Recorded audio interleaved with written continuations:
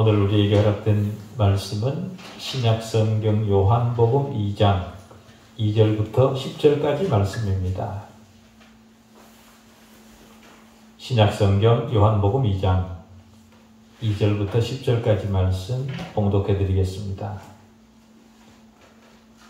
예수와 그 제자들도 혼례 청함을 받았더니 포도주가 떨어진지라. 예수의 어머니가 예수에게 이르되 저들에게 포도주가 없다 하니 예수께서 이르시되 여자여 나와 무슨 상관이 있나이까 내 때가 아직 이르지 아니하였나이다. 그의 어머니가 하인들에게 이르되 너희에게 무슨 말씀을 하시든지 그대로 하라 하니라. 거기에 유대인의 정결 예식을 따라 두세 통 드는 돌 항아리 6이 놓였는지라. 예수께서 그들에게 이르시되 항아리에 물을 채우라 하신즉 아기까지 채우니 이제는 떠서 연회장에게 갖다 주라 하시매 갖다 주었더니 연회장은 물로 된 포도주를 맛보고도 어디서 났는지 알지 못하되 물 떠온 하인들은 알더라. 연회장이 신랑을 불러 말하되 사람마다 먼저 좋은 포도주를 내고 취한 후에 낮은 것을 내거늘 그들은 지금까지 좋은 포도주를 두었도다 하니라. 아멘. 하나님 아버지, 다양한 종교적 견해 앞에 우리를 세우신 것이 아니라 지금 말씀하시는 말씀 앞에 세워주셔서 감사합니다. 나의 견해를 따라 태도를 조정하는 것이 아니라 하나님의 말씀을 따라 우리 처음 믿음을 유지하며 강화하는 말씀 되게 해주십시오. 우리 자신도 어찌하지 못하도록 떠오르는 우리 머릿속 다양한 종교적 주장들이 통제되고 오직 하나님에 대한 참된 지식이 우리 전인을 정복하게 해주십시오. 인간적 명제로부터 출현한 잡담이 아니라 하나님께서 친히 하신 말씀이 증거되게 해주십시오. 오류로 판명되지 않았다는 이유로 그것이 마치 진리인 것처럼 오용할 것이 아니라 성경으로부터 그 정당성이 확보된 말씀만 선언되게 해주십시오. 모든 편견과 억측 그리고 다른 증거가 개입하지 못하도록 막아주시옵기를 우리 주 예수 그리스도 이름으로 기도하옵나이다. 아멘. 우리가 그리스도의 충만함을 더 알고 싶고 또 그것을 받기를 원한다면 우리가 어떻게 해야 될까요? 어떤 면에서 복음의 전체적 목적은 우리로 하나님의 충만한 본질을 깨닫도록 하는 것인가 동시에 그 하나님의 충만을 받도록 하는 겁니다. 그것이 복음의 전체적 목적입니다. 하나님의 충만하심을 깨닫고 그 충만하심을 받도록 하는 것, 그것이 복음의 전체적 목적이다. 마리아는 자신의 성급함을 감추지 못하고 주님에게 명령을 하는 무모함을 드러내었습니다. 그러자 주님이 그녀를 책망하셨죠. 마리아가 주님에게 명령하시는 모습을 통해 우리가 조심해야 될 위험과 실수가 어떤 것인가를 생각하게 됩니다. 마리아가 그런 실수를 한 이유는 성급해서 하나님의 주권을 간과했기 때문에 그런 실수를 한 겁니다. 그리스도인의 삶에 있어서 성급함이라는 요소만큼 그리스도의 충만함을 누리는 데 치명적인 것은 없습니다. 그리스도인은 명령자가 아니라 주님 앞에 엎드려 탄원하는 자입니다. 주님 앞에 빚쟁이가 어떻게 감히 주님에게 명령을 할 수 있겠습니까? 우리에게는 그런 권리가 없습니다. 책망을 들은 마리아가 정신을 차린 모양입니다. 그의 어머니가 하인들에게 이르되 너희에게 무슨 말씀을 하시든지 그대로 하라 하니라. 마리아의 이 말을 통해 그리스도인이 견지해야 될 태도를 오늘 우리는 배울 수 있습니다. 그리스도인은 그리스도 앞에서 말하는 자가 아니라 듣는 자입니다. 그렇기 때문에 그리스도인은 자신감을 가지고 나서서 앞서가지 않도록 조심해야 됩니다. 현대교회는 교인들에게 자신감을 가지라 그렇게 목소리를 높입니다마는 영적인 부분에 있어서 자신의 자신감보다 더 큰 거친 돌은 없습니다. 하나님 앞에서 우리가 누구입니까? 우리가 하나님을 믿는다 그렇게 말을 하지만 사실 우리가 하나님에 대해 무엇을 알고 있습니까? 아는 게 뭡니까? 인간이 만든 모든 과학적 지식을 동원한다고 하더라도 하나님의 영원한 생명 앞에서 그것이 무슨 가치가 있습니까? 과학적 지식이 우리를 영생으로 인도할 수 있습니까? 절대로 없죠. 이런 초라한 인간이 무슨 근거로 하나님 앞에 자신감을 가집니까? 우리는 다만 마리아가 말한 것처럼 너희에게 무슨 말씀을 하시든지 그대로 하라는 이 말씀 앞에 서 있어야 하는 존재들입니다. 우리 인생 전체를 생각해 보십시오. 우리는 늘 포도주가 떨어진 자들입니다. 왜 그랬습니까? 우리가 다 써버린 거죠. 우리 자신의 자신감이 끝장을 낸 겁니다. 바닥이 완전히 드러났기 때문에 전혀 희망이 없습니다. 우리 스스로는. 그런 우리가 주님을 바라보는 것 외에 무엇을 할 수 있겠습니까? 그런데도 자신감을 가지라니요. 주님만이 우리에게 기적을 베푸실 유일한 희망입니다. 그렇기 때문에 무슨 말씀을 하시든지 우리는 그대로 해야 됩니다. 우리는 우리 자신을 지나치게 신뢰하는 행동, 다시 말해 우리 스스로 거룩함과 복을 획득할 수 있다라고 생각하는 그런 위험성으로부터 벗어나야 합니다. 우리는 신앙을 하면서 내 자신의 입장과 내 자신의 형편에 모든 강조점을 두는 경향이 있습니다. 그래서 복음보다 내 감정이, 내 마음이 우선입니다. 그래서 자신의 문제를 스스로 해결하려고 시도하다가 결국은 탈진하고 낙심하는 것을 종종 보게 되죠. 그러다가 또 어떤 과정을 거쳐서 조금 회복이 되고 나면 또다시 그런 과정을, 그런 실수를 반복을 합니다. 그러나 우리는 내가 주도적 위치에 설 것이 아니라 하나님이 주도적 위치에 서도록 그렇게 해야 됩니다. 하나님이 주도적이도록 하면서도 또 한편으로는 주님의 뜻을 분명히 확인한 것에 대해서는 우리가 또 적극적인 순종을 해야 되는 거죠. 다시 말해 우리는 하나님 편만 지나치게 강조해서 거의 시체처럼 기다리기만 해서는 안 된다라는 말입니다. 하나님이 하신 말씀을 따라 하나님이 하라고 하신 것에 대해서는 실천적으로 그리고 적극적으로 순종해야 됩니다. 두 개념이 충돌하는 것 같은 그런 느낌이 있습니다만은 우리의 믿음과 순종이 하나님의 뜻을 따라 균형을 유지해야 된다라는 겁니다.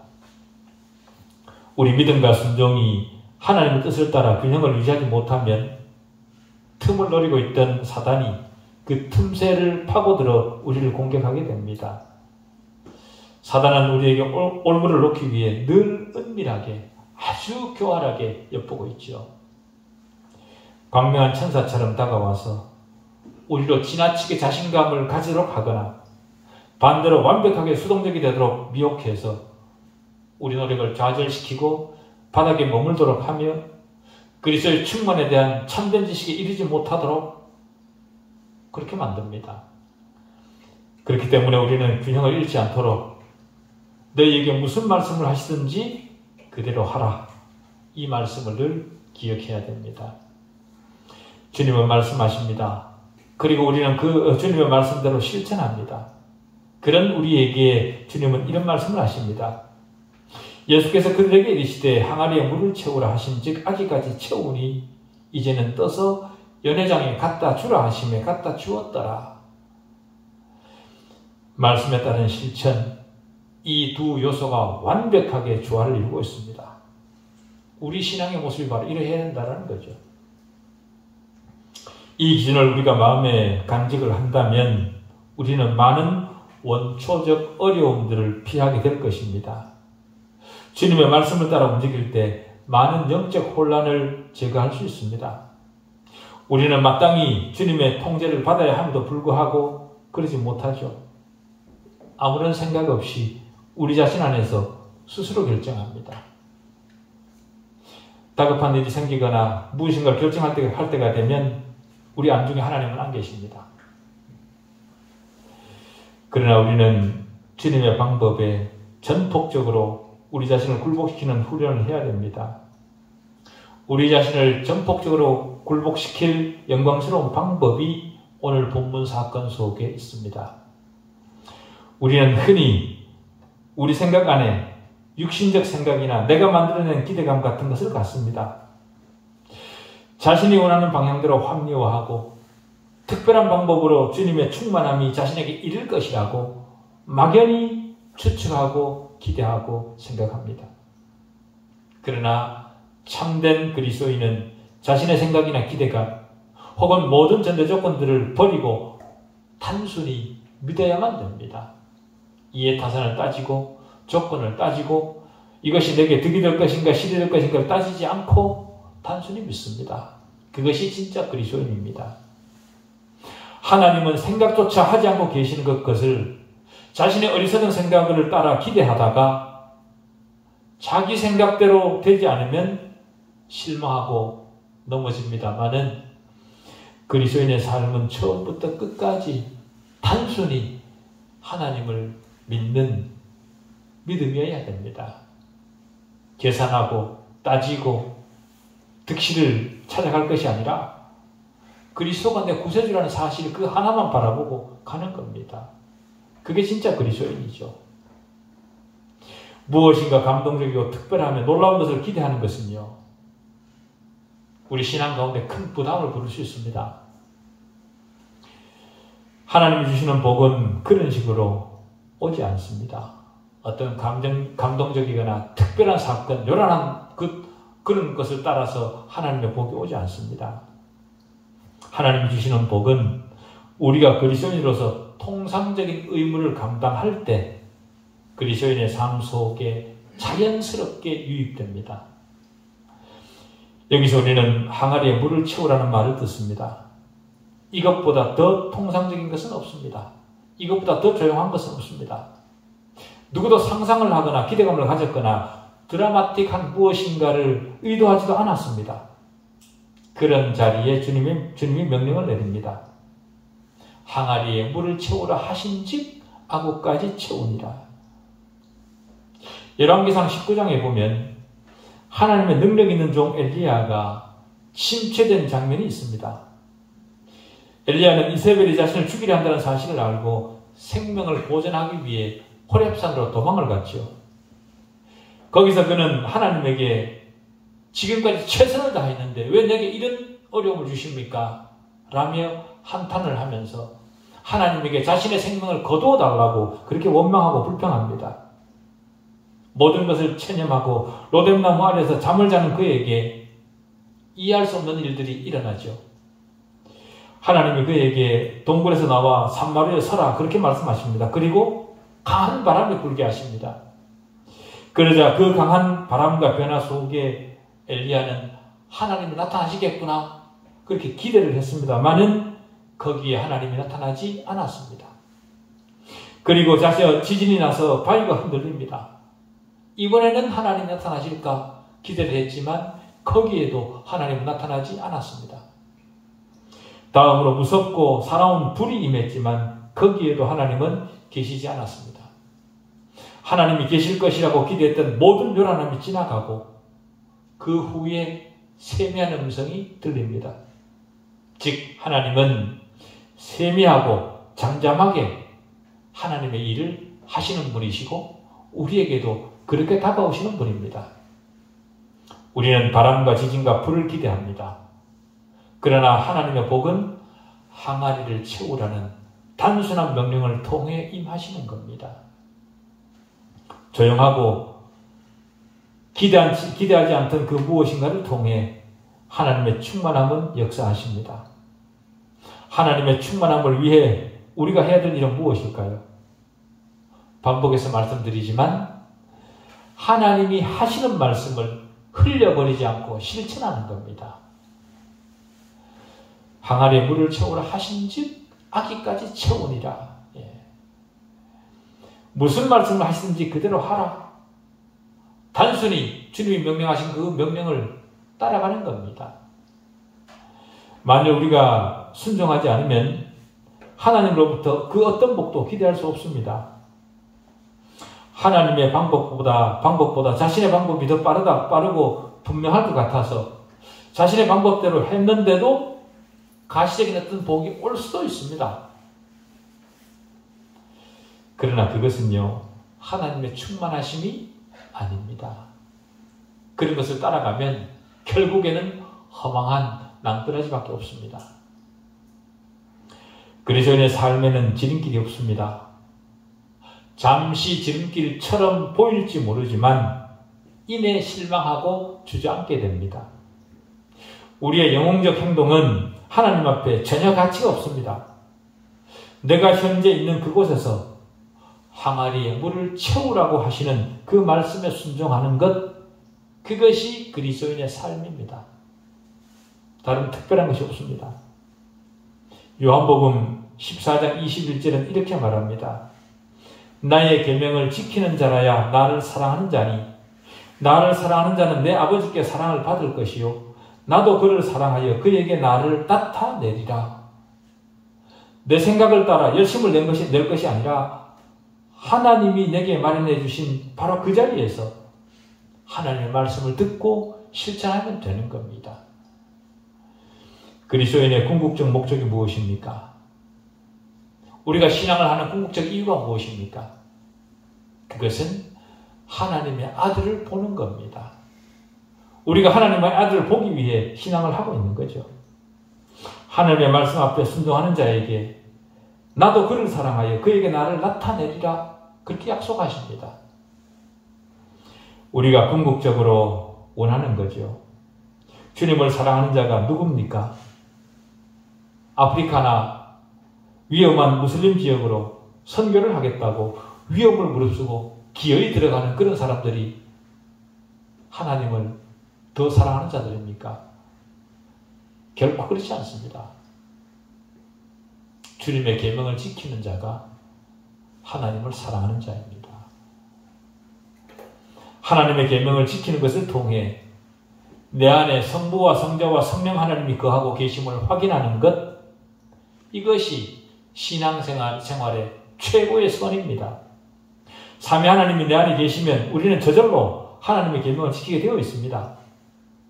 항아리에 물을 채우라, 이것을 실천한다는 것이 무슨 뜻입니까? 그것은 하나님의 명령 하나하나를 구체적으로 온전한 마음을 가지고 순종한다는 뜻입니다.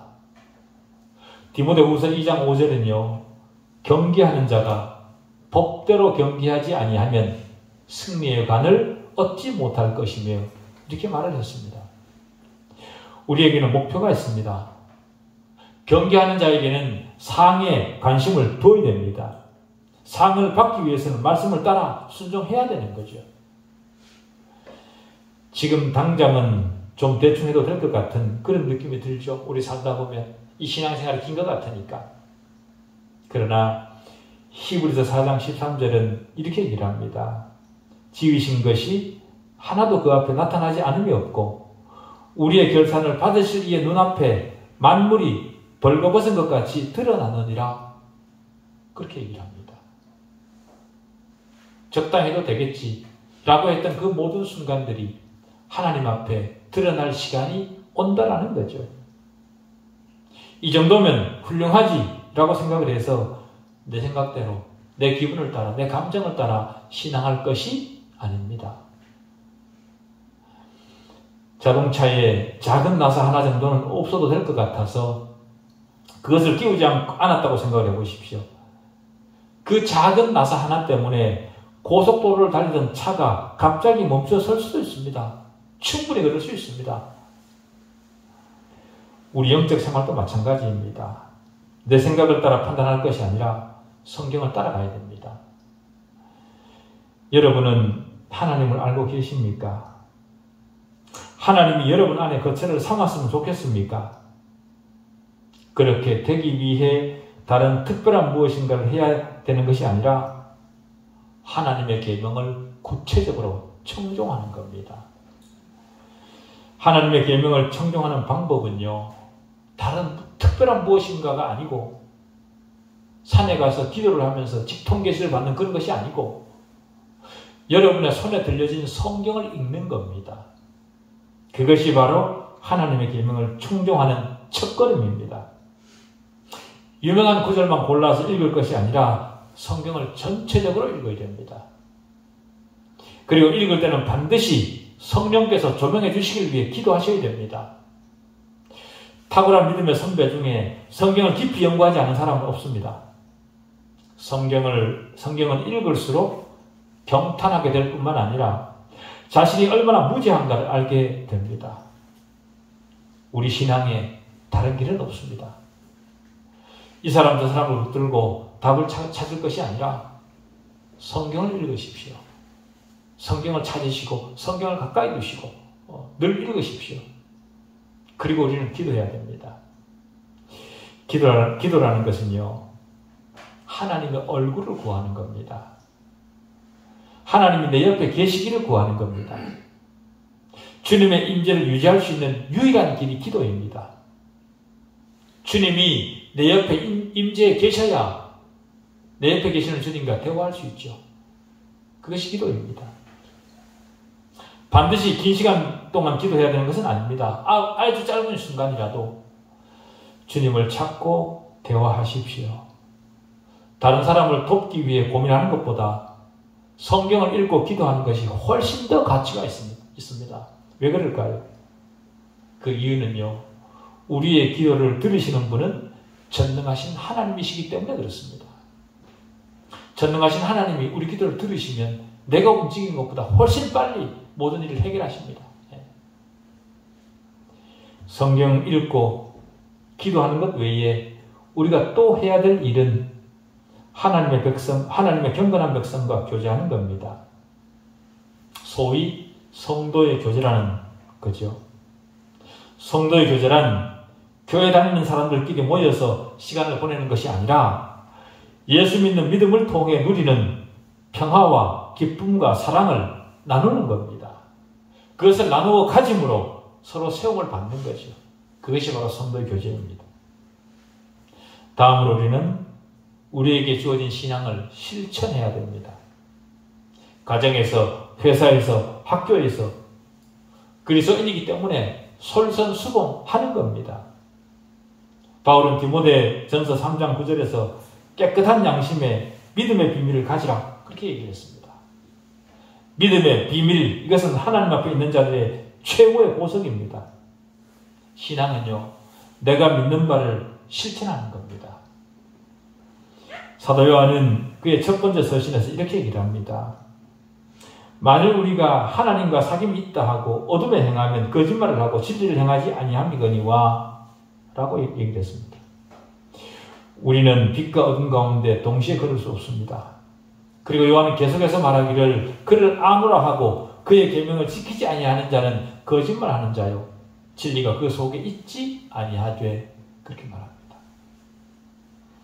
순종하지 않으면서 하나님을 사랑한다고 아무리 말해봐야 그건 아무런 소용이 없습니다.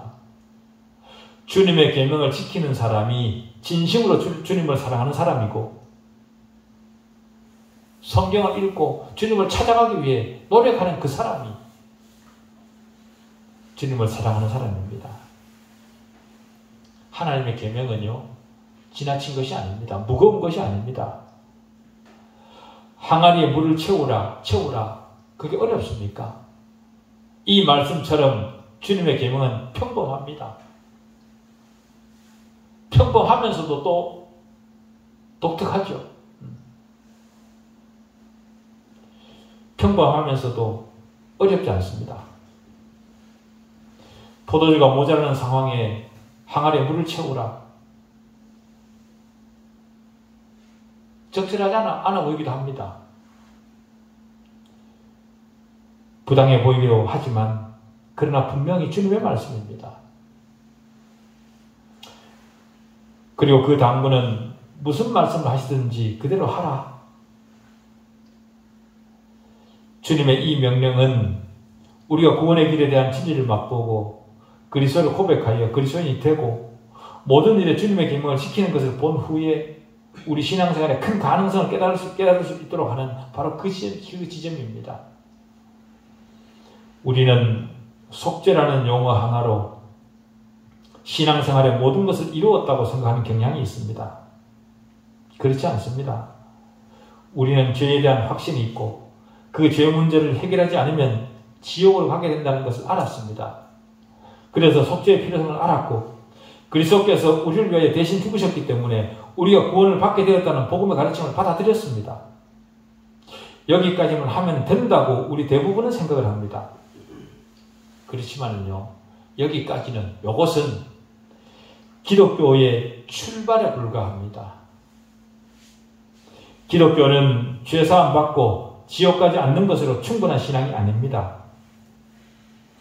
우리는 요한복음 1장 16절에 밝히고 있듯이 우리가 다 그의 충만한 데서 받으니 은혜 위에 은혜라 라는 지점까지 가야 되는 그런 우리입니다. 하나님의 충만하심을 받도록 하시기 위해 우리를 구원 앞에 세우신 거거든요. 죄사함 받은 것, 그것은 우리 신앙의 출발점입니다. 시작입니다. 전부가 아닙니다. 사도 바울이 에베소서 3장 18절 이하에서 말한 것처럼 능히 모든 성도와 함께 지식에 넘치는 그리스도의 사랑을 알고 그 너비와 길이와 높이와 깊이가 어떠함을 깨달아 하나님의 모든 충만하신 것으로 너에게 충만하게 하기를 구하노라. 여기까지 우리가 가야 됩니다. 여기까지 가야 되는 것이 우리 그리스도인들의 의무입니다. 베드로는 이 사실을 이렇게 얘기를 했습니다. 이로써 그 보배롭고 지극히 큰 약속을 우리에게 주사 이 약속으로 말미암아 너희가 정욕 때문에 세상에서 썩어질 것을 피하여 신성한 성품에 참여하는 자가 되게 하려 하셨느니라. 구원받은 우리의 눈이 열리고 하나님의 초자연적이고 기적적인 영역을 우리가 알아야 하는데 바로 그 초입에 우리가 서 있는 겁니다. 우리가 신의 성품에 참여하기 위한 그런 자격을 갖추도록 하기 위한 그 입구에 우리를 세우신 거죠. 그것이 바로 죄사함이고 그것이 바로 구원입니다. 우리는 이 땅에 발을 두고 있는 동안 신의 성품에 참여할 만한 그런 자들로까지 성장을 해야 됩니다. 항아리에 물을 채우라는 말씀을 처음 들었을 때는 그것이 무슨 말씀인지 이해하지 못해 망설일 수 있습니다. 그러나 단순히 그 말을 믿고 우리는 악업까지 채우는 일에 나서야 됩니다. 불가능한 것 같은 명령 앞에 움츠러드는 것은 당연하죠. 이것이 무슨 상황인가? 이게 과장법인가? 비유인가? 그렇게 생각이 들 정도입니다. 그러나 마리아 입을 통해 전해진 말씀은 무슨 말씀을 하시든지 그대로 하라입니다. 우리는 하나님을 믿는 사람들입니다. 우리에게 불가능하다고 하나님에게도 불가능한 것은 아닙니다. 우리가 해야 될 일은 주님의 영광스러운 가능성을 단순하게 믿으면 될 일입니다. 그 말씀은 우리의 약속이 아니라 우리 인간의 약속이 아니라 주님의 약속입니다. 그렇기 때문에 그 말씀을, 그 약속을 단순히 믿으면 됩니다. 그것이 우리가 해야 될 일입니다. 마지막으로 우리는 물을 기로 오면 됩니다. 항아리를 채우라 하시니 항아리에 물을 채우라 하시니 악어까지 채우니라. 손을 씻기 위해 준비된 항아리에 물이 채워지자 갖다 주라 그렇게 말씀하십니다. 마치 농담처럼 들립니다. 그러나 이것이 기독교의 영광이라는 사실을 잊지 않으셔야 됩니다. 이 선언은요 우리에게 무한한 소망이 됩니다. 왜냐하면 우리에게도 그렇게 해주실 주님이 계시기 때문에 그런 거죠. 주님은 우리로 하여금 불가능한 일을 가능하게 하시는 그런 분입니다. 이제는 떠서 연회장에게 갖다 주라 하심에 갖다 주었더라. 이것이 저들의 믿음의 척도였습니다. 이 믿음이 곧 저와 여러분의 믿음이어야 됩니다. 갖다 주라 말씀하실 때 토를 달지 않고 갖다 줄 수 있는 그런 신앙, 그것이 바로 우리 믿음이어야 되겠습니다. 그렇게 될 수 있는 남은 신앙 되시기를 바랍니다. 기도하시겠습니다. 하나님 아버지,